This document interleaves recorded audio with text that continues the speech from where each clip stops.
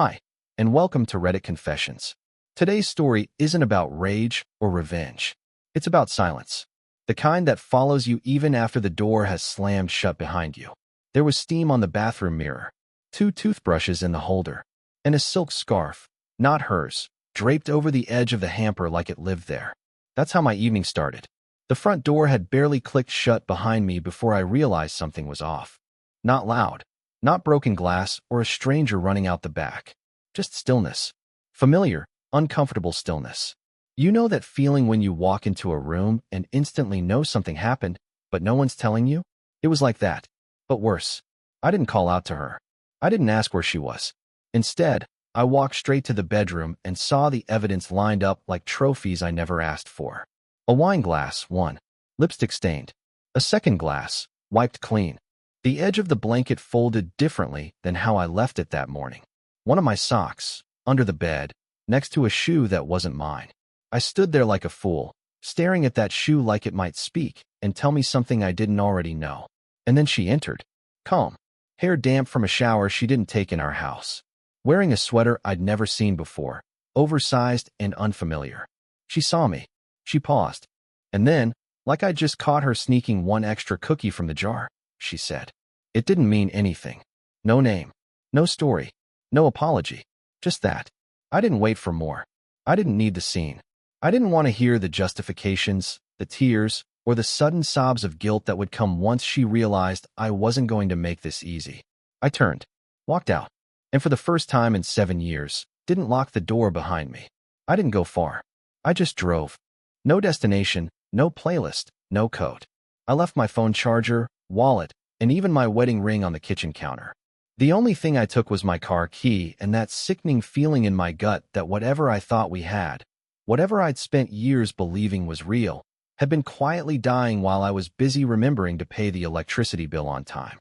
It's strange how quickly reality changes. One sentence. That's all it took. 5 words. It didn't mean anything.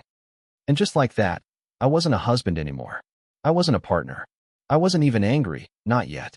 I was just a man in a freezing car, gripping the steering wheel like it was going to answer all the questions she refused to. I ended up in a supermarket parking lot. It was mostly empty, just a few cars scattered like forgotten thoughts. I parked under a flickering light, the kind that buzzes like it's about to give out, and I sat there. I didn't cry. I didn't yell. I just stared at the dashboard, watched the clock change, thought about how she always hated that I never replaced that bulb in the hallway, and how I kept forgetting to fix the dripping tap in the kitchen. I wondered if those were the reasons, if it really was that simple, or if this had been coming for a long time and I was just too desperate to believe otherwise.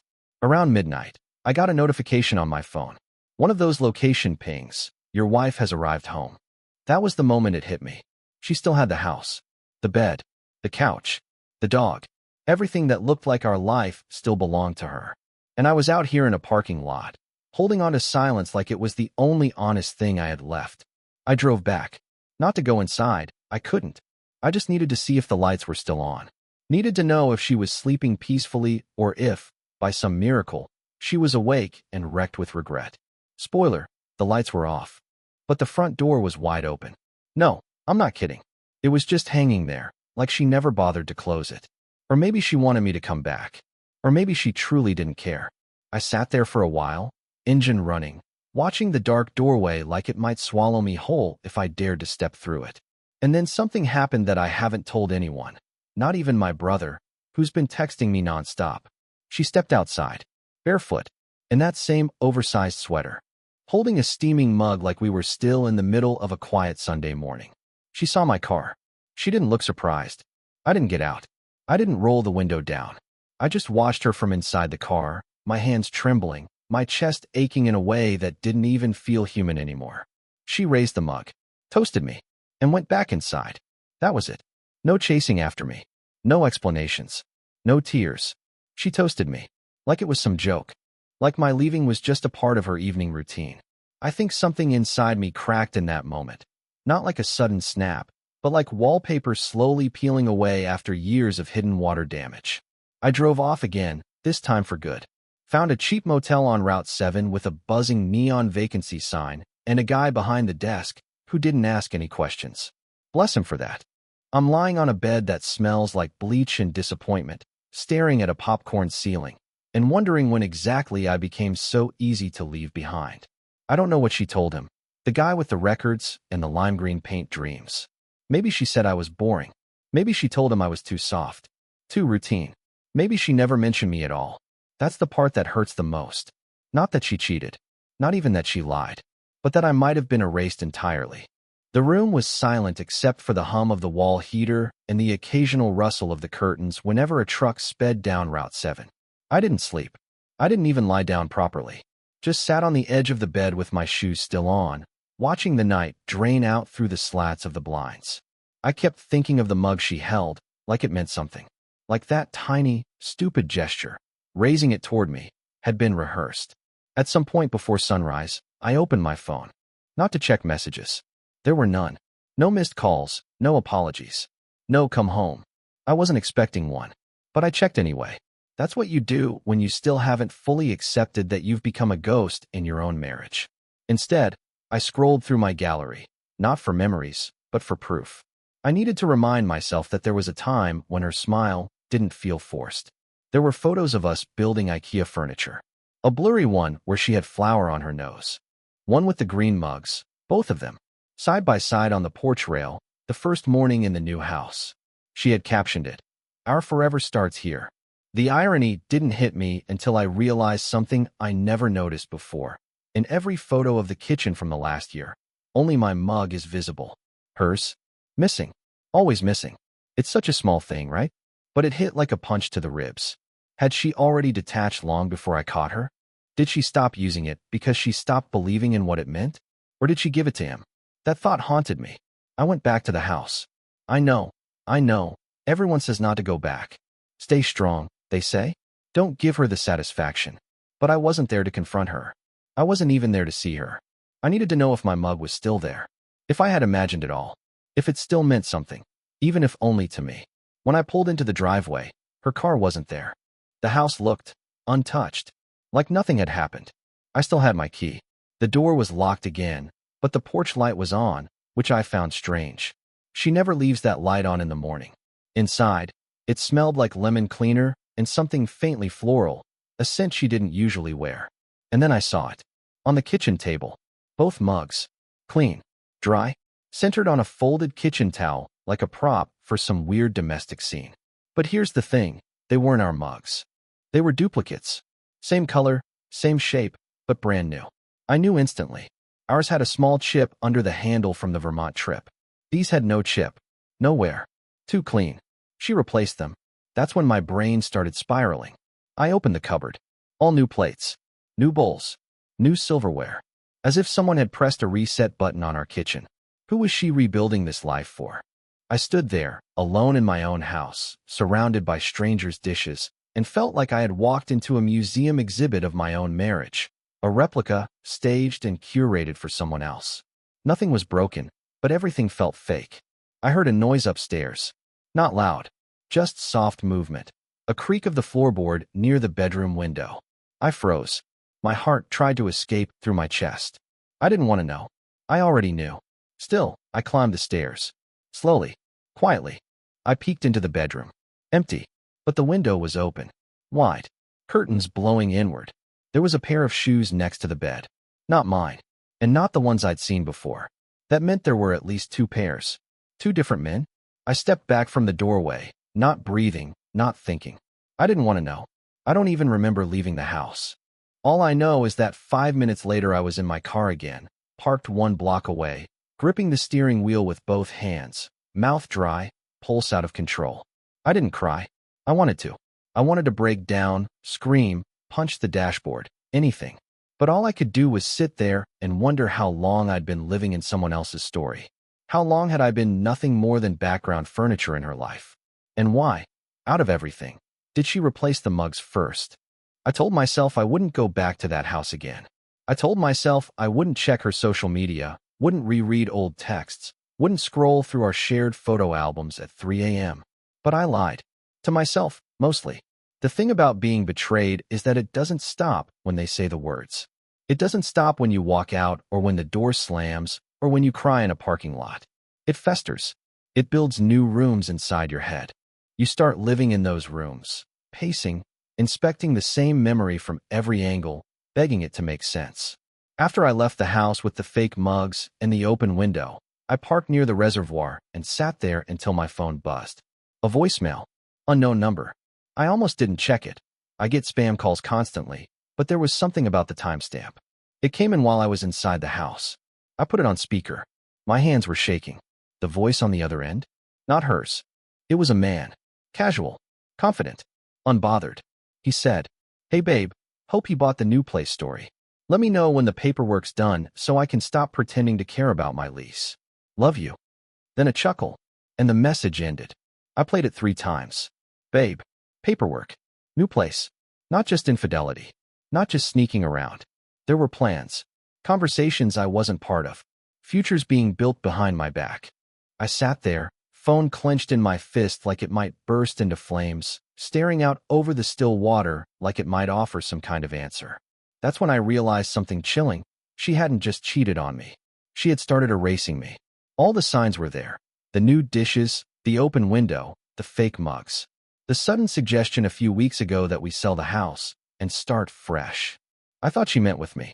I thought she meant a cabin upstate or maybe moving back near her sister in Rhode Island. But no, the fresh start didn't include me at all. I pulled up my email. I hadn't checked it since everything blew up. Buried in the sea of junk was a notification from a real estate platform. A shared document. Transfer authorization. My name was on it, but I never signed it. I opened it, and there it was. A pending request to transfer ownership of our house to a trust I'd never heard of. Her name. No mention of me. No attached notes. Just clean, clinical formatting. She was trying to sell the house out from under me. I can't describe what that realization felt like. Like I was being smothered, but no one was in the room. Like the walls were closing in, but slowly, politely, as if to give me time to accept it. I called the number that left the voicemail. Straight to voicemail. No name attached. I didn't leave a message. What was I going to say? "Hi, this is the man whose life you just shoved off a cliff. Just wanted to ask if you liked the towels I bought last fall." I couldn't go back to the motel. I couldn't sit in that bleach-smelling room with peeling wallpaper and wonder what she was planning next. I drove. For hours. Ended up at a rest stop off the interstate, got some awful vending machine coffee, and sat on the hood of my car watching the sun rise over a row of parked trucks. I wasn't thinking clearly anymore. My thoughts were like broken glass. Sharp, scattered, dangerous to touch. I wondered if I should confront her. But what was left to say? She wasn't hiding anything anymore. She was transitioning. She had already built her new life. I was the one who hadn't caught up. I checked the voicemail one more time, just to make sure I hadn't misheard. And that's when I noticed something else. Something subtle. He said, "Hope he bought the new place story." He didn't say you told him. He said he bought it. Which meant, she told me something. And I believed it. But what? What had I agreed to? I started scrolling my messages with her, searching for anything that hinted at a new house, a lease, a move. And then I found it. 2 weeks ago, she mentioned needing my signature for the mortgage insurance update on a refinancing document. I was exhausted. I signed it digitally without reading. I signed it. I handed her the rope she was using to pull me out of my own life. And she smiled at me while she did it. I should have felt rage. I should have felt fury. But all I felt was this sick, crushing sense of smallness. Like I had been shrinking for months, and this was just the final fold.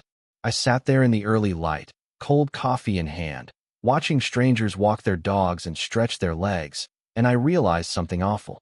I don't think I ever really knew her. And worse, I don't think she ever really knew me either. I hadn't spoken to her family in months. We'd grown distant, not in a dramatic, obvious way. Just gradually, slowly, like a boat drifting from the shore while everyone's still waving, thinking it's tied down. Her mother, Marjorie, used to send me silly emails, memes about aging knees and weather complaints. Then it stopped. I figured Jenna told her something. Maybe that I'd pulled away. Maybe that I was working too much. Maybe that I just wasn't fun anymore.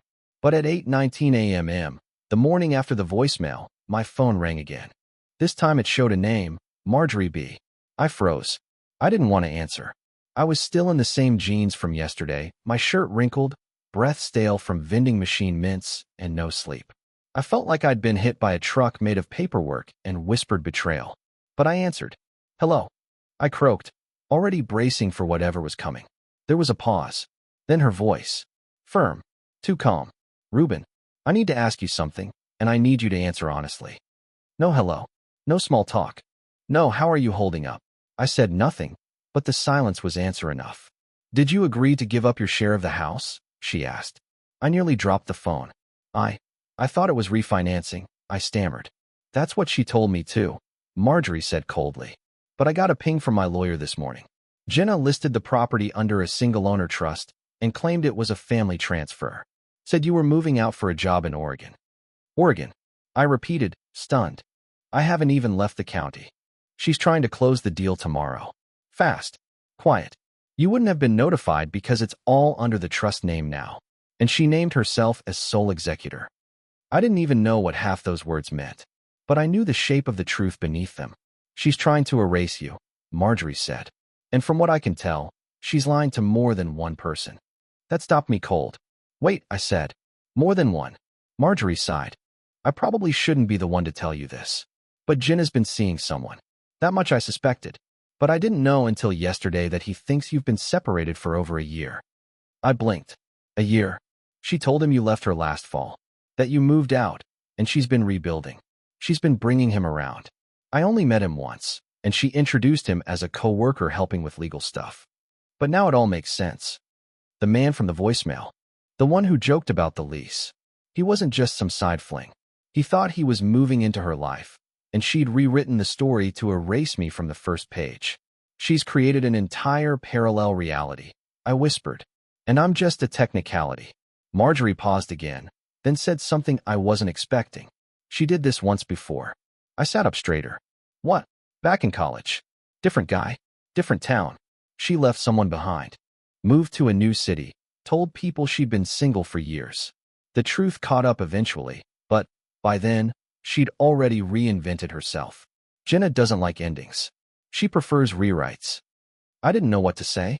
I suddenly felt like I was on the outside of my own marriage, watching reruns of a show where I thought I'd been the lead, only to realize I was just a side character in someone else's origin story. I can send you a copy of the trust documents, Marjorie added quietly. You should see what she's planning before it's too late.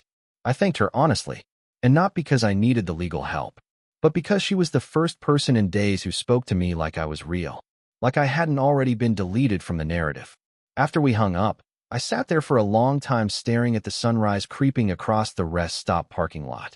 The sky was this bruised purple, streaked with fading stars, and I kept wondering how someone could live so many versions of themselves without ever having to sit with the mess they left behind. The hardest part? I didn't hate her. I still remembered how she laughed during thunderstorms, how she used to leave notes in my work bag with little doodles of frogs or flamingos, how she once cried while watching a documentary about trees being cut down. She felt so deeply, or at least pretended well enough to convince me. Now I didn't know what was real. I didn't know who she really was. But I did know this. If she could lie to him about me, maybe she was lying to him about other things too. And if I could find out what those things were, I might not just save myself.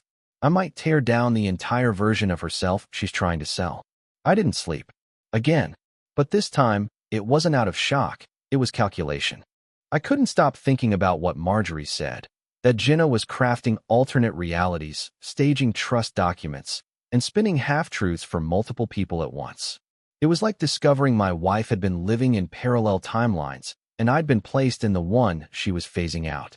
I spent the night combing through every document I could find in my email, the refinancing forms, the mortgage update I signed, the strange bank alerts I ignored weeks ago because I assumed they were spam.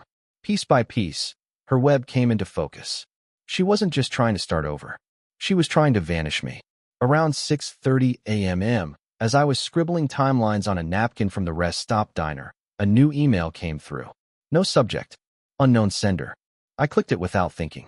The message was short, just a few lines, and it hit harder than any betrayal she'd thrown at me so far. I don't know who you are, but I think we've both been lied to. Meet me. Today. Before she finds out we've spoken. Attached was a location pin. A cafe about 40 minutes away. The email was signed. Callum. That was the first time I saw his name. For a moment, I just sat there, heart pounding, hands sweating around the chipped ceramic coffee cup like I was holding something alive. This was him, the man from the voicemail. The one she toasted a new future with. The man she told I had left a year ago. And now he was the one reaching out. I didn't tell anyone. Not Marjorie, not my brother, not even the lawyer she recommended. I didn't know what I was walking into, an ambush, a trap, or maybe just another heartbreak. But I needed to see him. I needed to look into the eyes of the man who replaced me in a story I didn't even know had ended. I drove to the cafe early. A small, quiet place tucked between a bookstore and a dry cleaner. No music playing, just the occasional clink of mugs and the hum of an espresso machine. It was the kind of place Jenna would have adored. Minimalist, polished, safe. I chose a corner table, watched every person who walked in. At 10:05, a tall man in a navy coat stepped inside, scanned the room, locked eyes with me, and walked over without hesitation. "Ruben?" he asked. I nodded. "Callum," he said. He didn't offer a handshake. Just sat. He was normal. Not flashy. No gold chain, no smug grin. Just tired eyes and a tremble in his fingers as he pulled out his phone and placed it on the table like a peace offering.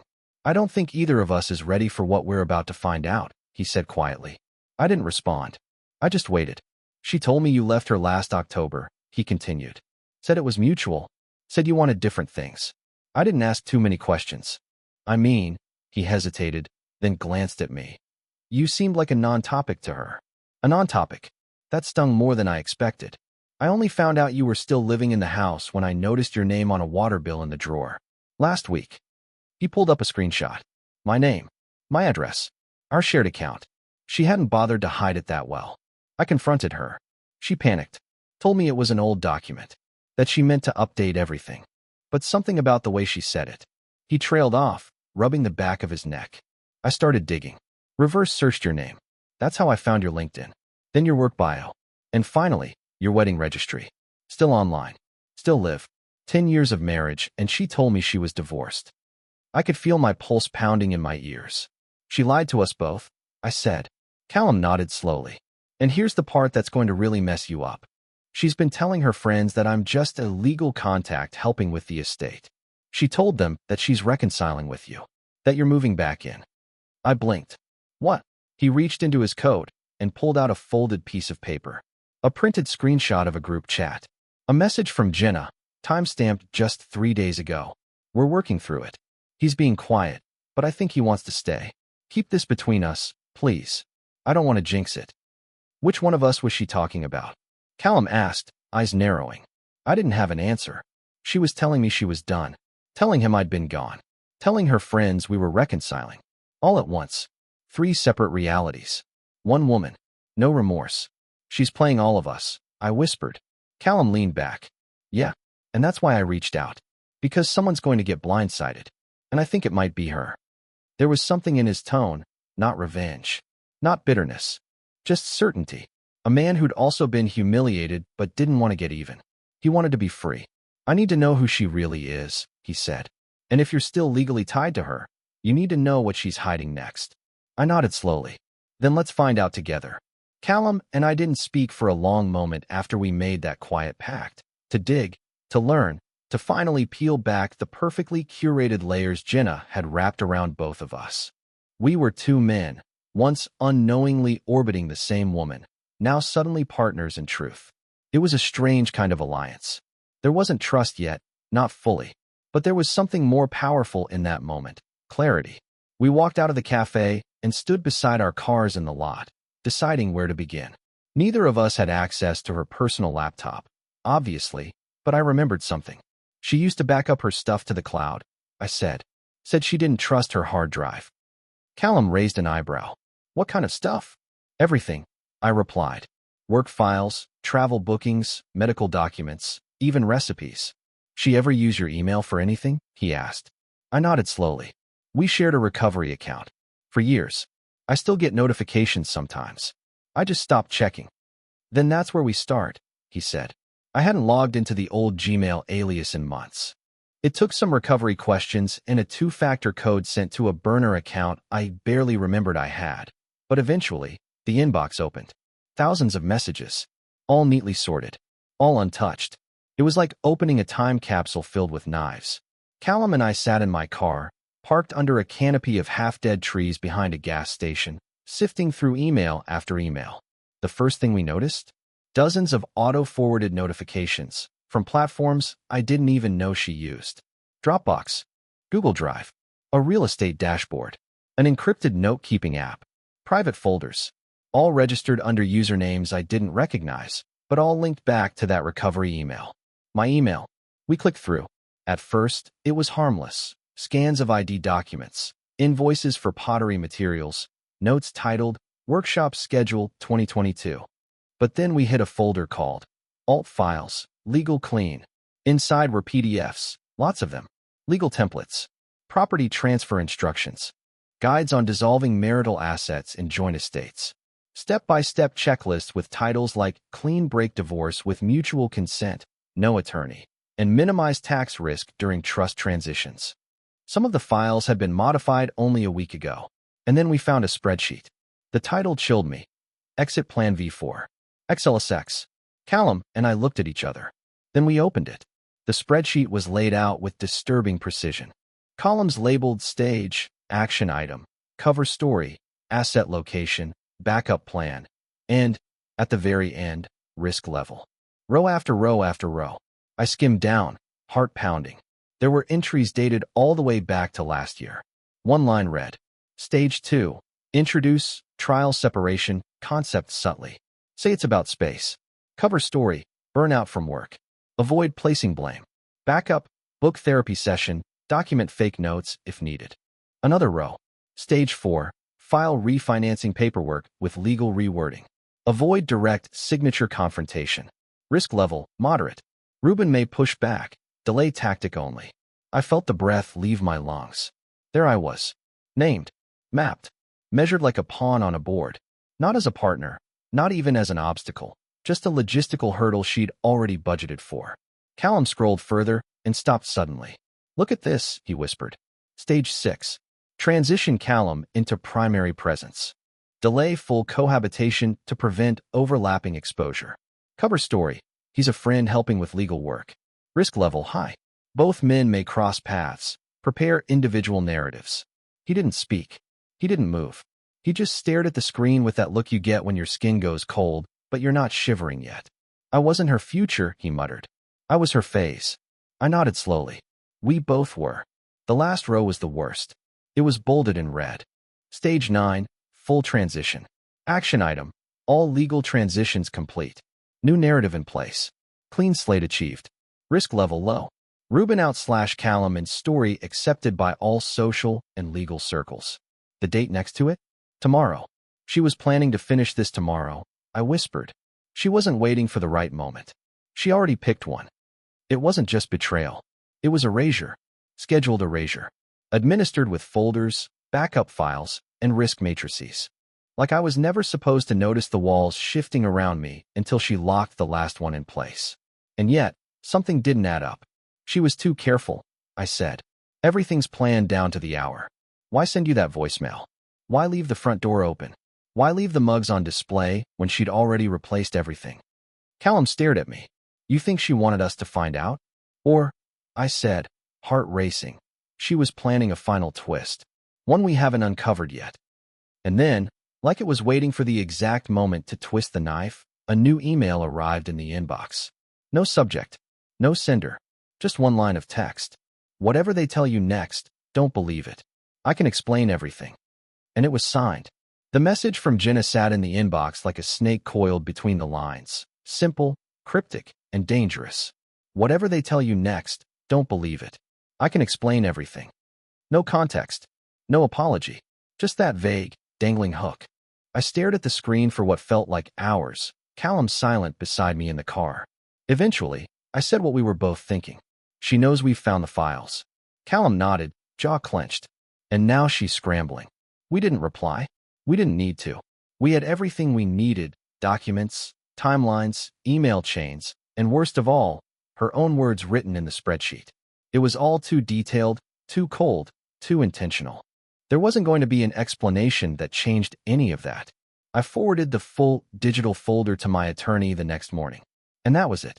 There was no explosive confrontation, no airport chase scene, no teary-eyed apology under the rain. Just the silent engine of legal proceedings beginning to do what I never could, remove me from her game board. In the days that followed, Jenna tried twice to contact me. A voicemail, which I never listened to, and a handwritten letter, which I left sealed in the lawyer's office file drawer. I had spent years clinging to an idea of her, of us. But the truth is, that version of us only existed in my head. She had rewritten the story long ago. I was just the last one to realize I'd been edited out. Callum and I didn't stay friends, but we stayed connected, like soldiers who survived the same battlefield.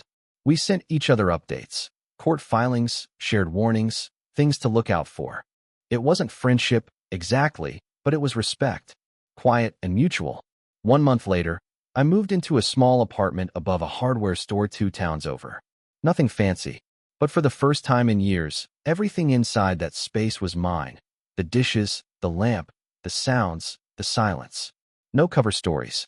No lies in the walls. And you know what shocked me the most? I wasn't bitter. There was no angry playlist on repeat. No late-night revenge fantasies. Just this strange, profound stillness. I'd been broken, yes. But in the space that opened up inside me, something else was growing. Peace. I started walking more. Talking less. Reading books I never had time for. I even bought a new mug, green like the old ones, but not part of a pair. Just one. One was enough. Marjorie reached out once more before everything was finalized. She apologized. Deeply. Genuinely. Said she never expected Jenna to go so far. She offered to testify on my behalf if things got messy. They didn't. Jenna didn't contest anything. She just signed the papers, the same way she signed her exit plan. Fast, emotionless, and efficient. And then she was gone. Just a line in my past. A character from a book I finally closed. But here's what I realized in the end. I didn't need revenge.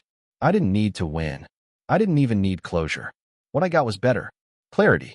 And the chance to start over. This time, without being someone else's placeholder. Thanks for watching this story here on Reddit Confessions. If you've ever experienced something that left you stunned, confused, or stronger in ways you didn't expect, drop it in the comments below. We want to hear your story. And remember, sometimes, the best ending is simply walking away with your head held high and never looking back. Don't forget to like, subscribe, and share if this story hit home. See you in the next confession.